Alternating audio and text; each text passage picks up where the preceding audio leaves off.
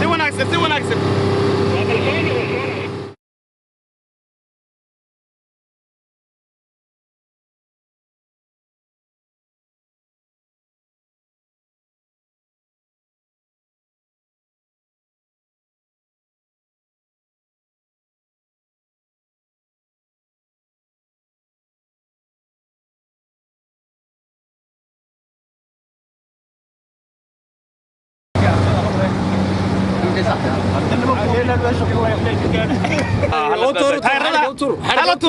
بسم الله الرحمن الرحيم السلام عليكم ورحمة الله تعالى وبركاته وضاو ديال كسو دواada meel kasta aad joogtaan barnaamijkan waa inuu ku eegi doono tababar loo soo gabagabeeyay ciidanka ilaalada xeebaha difaaca badda ee Jamhuuriyadda Soomaaliland tababarkaasi oo ku saabsanaa siyaabaha loo sameeyo gurmadka dhinaca badda iyo waliba sida looga hortago dhibaatooyinka ka dhaca dhinaca badda Allah inaguma keenay tababarkan waxa soo gabagabeeyay taliyaha guud ee ciidanka ilaalada xeebaha Soomaaliland ciidankuna waxay sameeyeen tusaale ku tacalluqa casharadii kala duwanaa ee ay barteen koos aynu eegno gurmad ay ciidanku u sameeyaan dhacdo ka dhacday dhinaca badda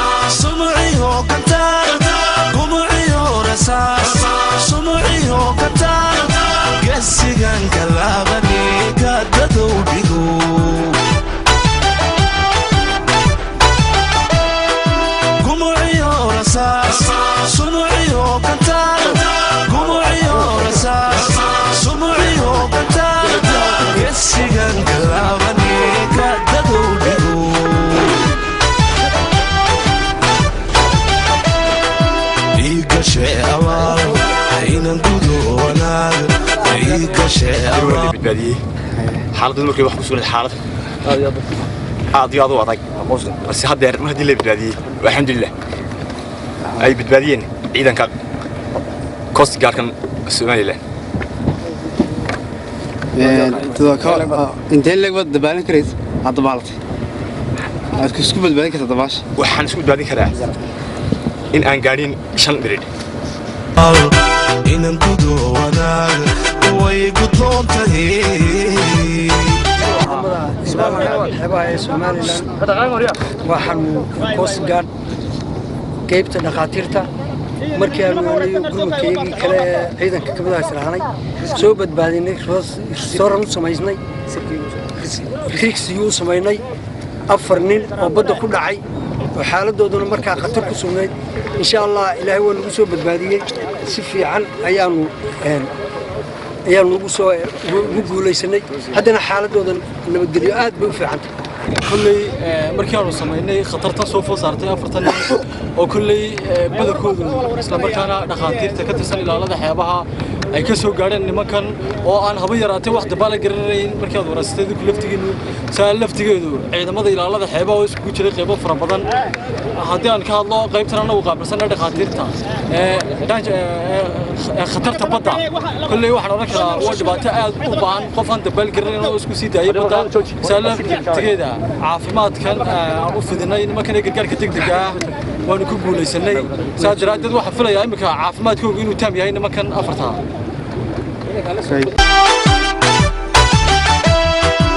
igashe abaal inan gudo wanaag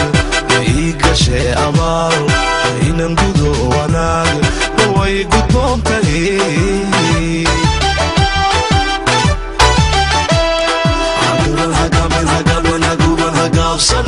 قال هيا تلكو حقوران هقبان هقامين هقوبان هقابسن قال هيا تلكو كلام صوت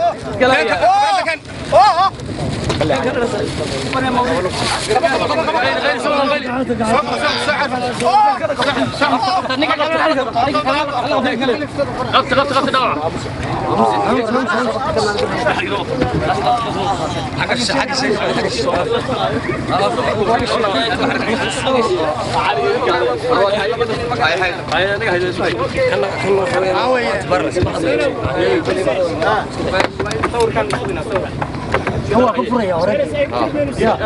والله سير فرس هركي شوك مولد هو هو كيسه في رسولنا لو قبل طبعا باي حتى بكره فريستك في عنا جواها صور كان laga qaaday دقيقه كده اوشان laga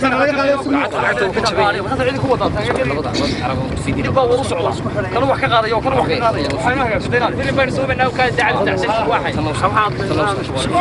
ala kala fadhiisto loo qaleeyo kamarada xukuumadda hadda bas ciidamada ugu sida ciidamada isku xidhay wax ala kala fadhiisto labada sidaadu iska sida faraqa qaad dib ugu yaro dhuwan nafs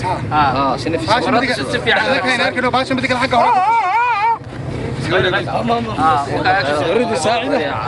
أريد ساعدة نعم نعم أيوة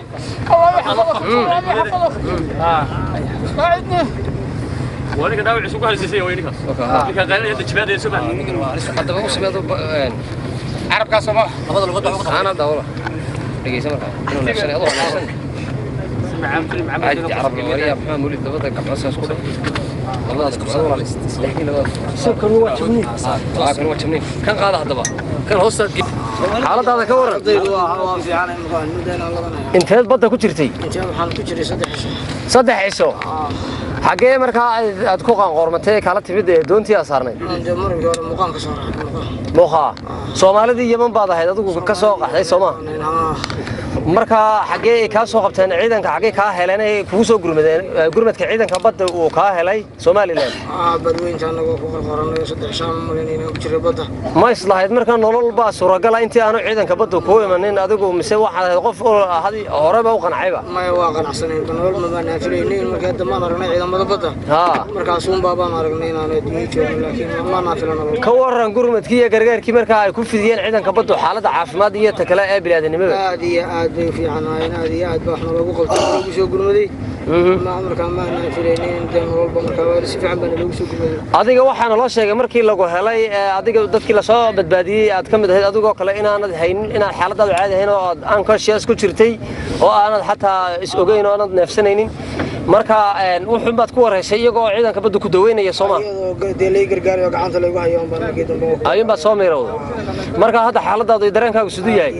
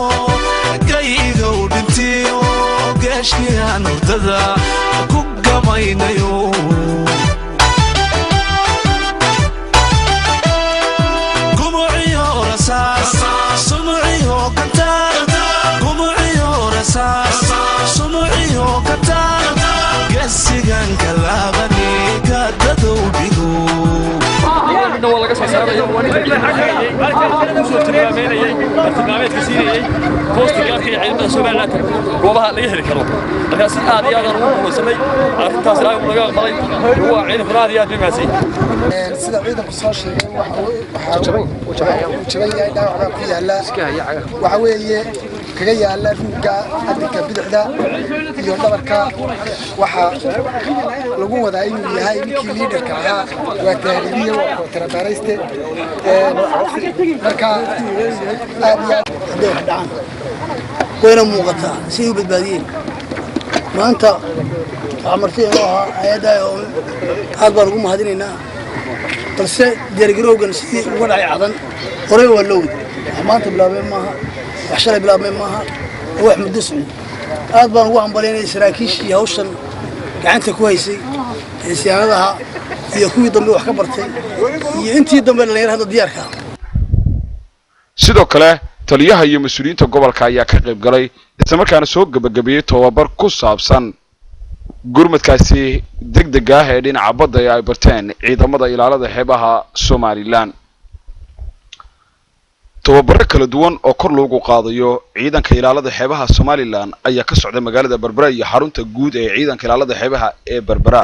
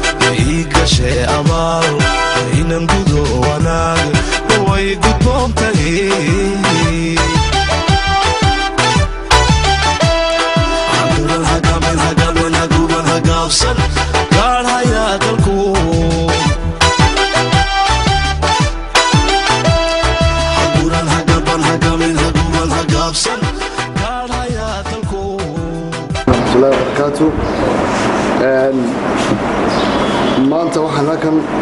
tababar tayadiisu aad u sarreyso kuna soo beegmay oo aqoontu marka uu qofku qaadanayaa marna waa warwarkii marna waa wixii uu indhihiisa ku arkayo shuhuudo cayaan weeyaan hawshii laydii tababarayay oo iyadoo tioriya halkan laydinku dhigay insha allah iyadoo live oo practical aan maanta gacanta ku hayno oo ah sidii dadka badda gudaheeda wax ku noqda loo sabata bixin lahaa alxamdulilah rabbil caalamiin dafcaddii saddexaad ayaa ayna soo gaadhay dadka walaalaheena qaxootiga ka imanaya Yaman aad baan ugu mahadcelinayaa tababarka hortiisida ay hore uga hawlgaleen ciidamada ilaalada xeebaha Jamhuuriyadda Soomaaliland u muuqa dheer yihiin u manfac badan yihiin aad baan ugu hambaleynayaa ciidamada aqoontuna mid dhamaata maaha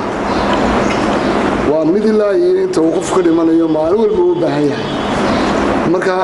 waxaan rajaynayaa inay aqoonta iyo cilmiga iyo wixii la soo kordhiyaba ay kororsan doontaan oo ka faa'iideysan doontaan iyadoo aad tihiin dadka ay bulshadani ay ku saaxato ay ku leedaan idinkuna aad tihiin kuwa habeen iyo maalin heeganka u ah ilaalada xeebaha Jamhuuriyadda Soomaaliland kuwa cadawga ka boqaa tihiin marka waxaan idin rajaynaynaa sida qalab ahaan u dhisantihiin aqoon ahaan ay u dhisantaan insha Allah taala waa noqotaan dad qowl wax ku xaliyaan inay noqonin dad qalab wax ku xaliyana aan noqotaan aqoontu midhaagi doonto insha Allah taala waxaan idin rajaynayaa dadaal fara badan iyo sida uu noo sheegay in ciidanka lagu tababaro inay luqadahana bartaan waayo waxay ku qabanayaan badda dad kala nooc ah oo ajnabi bay la kulmayaan marka waa inuu carabiga ku hadli karaa ingiriisiga ku hadli karaa faransiis ku hadli karaa maadaama uu yahay ciidankii dalkan ugu faarayay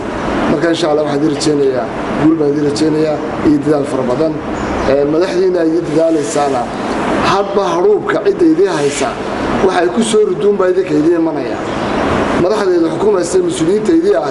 hadba sida wax idinku baadi doonto ayuunba horumarkeeda ku gaartay dadaalkeeda noqonayaan aad baan uga hambalyeynaya madaxda sare ee ciidamada ilaalada xeebaha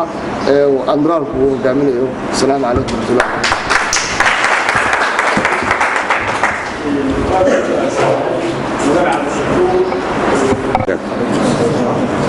salaan kadib runtii maalintii horaalkan waxbaan isnidhi ee seminaarku inoo furmayey waxaynu isku tirtirsiin gelinaynay casharada laga bixinayo seminaarkaa saddexdaa cisho ee gaaban waa waqti yaroo kooban laakiin waxaa la qaadanayaa waa wax badan casharadaas sidii looga faa'iideysan lahaa waxaynu kaloo istaabsinahay waa sida qolada hore ay sheegeen theory ba ahayd laakiin maanta waxa dhici kartaan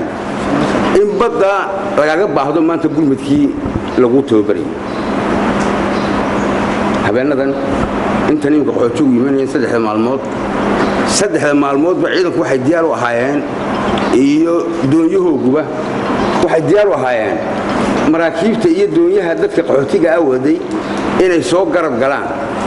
oo soo kaxeeyaan ilaa ay keenayaan dikada taasi maxay tahay waxay diyaar u ahaayeen wax kasta oo dadka la soo gudboonaada qaxootiga ee ka yimid Yaman inay diyaar u ahaadaan inay la qabtaan wixii gargaarkooga ay siiyaan taas macnaheedu waxa weeyaan waa tan maanta lagu barayo hadday dib ku dhacdo dibkii saad uga kaalmeyn lahayd dadkii weeyaan casharadeen wuxuu ku saabsanaa runtii taana sida uu admarku sheegayo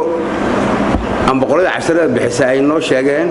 waxa weeyaan waxay noqon doontaa mid aad ficiliyan u aragtaan insha Allah ta'ala maanta loo wataan jiray seminaarada qaarna waa qaar iska theory lagu qaadanayo qaarna waa qaar labadii isla socdo ka labada isla socda ka faa'iido badan ka hadalku kaliya sababtoo markaad mid ficiliyan u qaadato mid cilmiyan aad u qaadato ee cilmiyan ka aad ficiliyan u bedesho waxa weeyaan guul baad joogtaa markaa maanta maaha bari baad ka faa'iideyn kartaa saandaba ka faa'iideyn kartaa cid gudoomiyaha gobolka Saaxil gudoomiyaha degmada maayarka degmada Saaxil wakiilka hay'adda ayoon ardayda baranaysa 10 waxaan ku salaamay islaamka assalaamu alaykum wa rahmatullahi wa barakatuh aad baan ugu faraxsanahay laba gudoomiye intii aan waan joogay meesha sida ay soo dhaweeyeen oo ay noo shaqeeyeen gobolka ama wada shaqeynta guud naga dhaxaysa oo mid aan ku faraxsanahay waan leeyahay gudoomiyaha iyo gudoomiyaha dhamaantiin in garab socda aniga ciidan oo isku cusubnahay si mataqaan hawsha gaabka ay uga baxdo mataqaan loo dardargeliyo aan u gallo mataqaan shaqo cusub waa shaqadii waa soo baxday hadday soo baxdayna waxa loo baahan yahay si ay tahay gudin waxaan raadinay seminaarkan waxaan raadinay ama kuwa dambe raadin doonaa aqoonta dhalinyarada ee kor loo qaado badu shaqo ballaaran dadka soo ciidan tirisi yariyahay haddana waxaan rabaa tayo yeelano oo ku filaada shaqada loo tilmaamay gobolkuna waa noo diyaar oo ka hadlay shaqaduna waxay tahay oo wax qeexan aad baan lagu hambalyeeyay gobolka dhamaantiis si ay noo shaqeeyaan gudoomiyuhu yahay koow yahay inta hadaan ka soo gudbo gudoomiye dhalinyarada wala dhalinyaradi aan ugu talagal uu soo ururiyay dhowr bilood ka hor oo seminaarku uu soo qaban qaabiyay luqadiisii maayarku sheegayna way wadaan oo bilba hadhay insha Allah wuxuu doontaa 9 bilood ba bartaan mataqaan Ingiriisiga ka 9 kale Carabiga ku dar doona hadaan Jabaan lagu darin waxaan leeyahay inaga ku jiifo waa run daawayna berbera mataqaan wixii soo gelayeen ogaan waajib wixii laga shakiyo annaga hortayna mataqaan shaqadeena taawanayna inoo daacado shaqeeyna waa run oo ka howlgala oo soo galbinaa hawl baa taagan dalkii weeraay cadan maanta waa burburay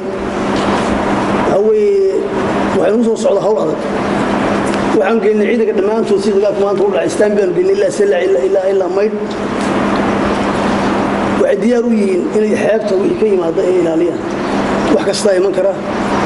diyaar baan u nahay waxaan leeyahay ma ku noqotaan meeshiinii waxaan intay raad barateen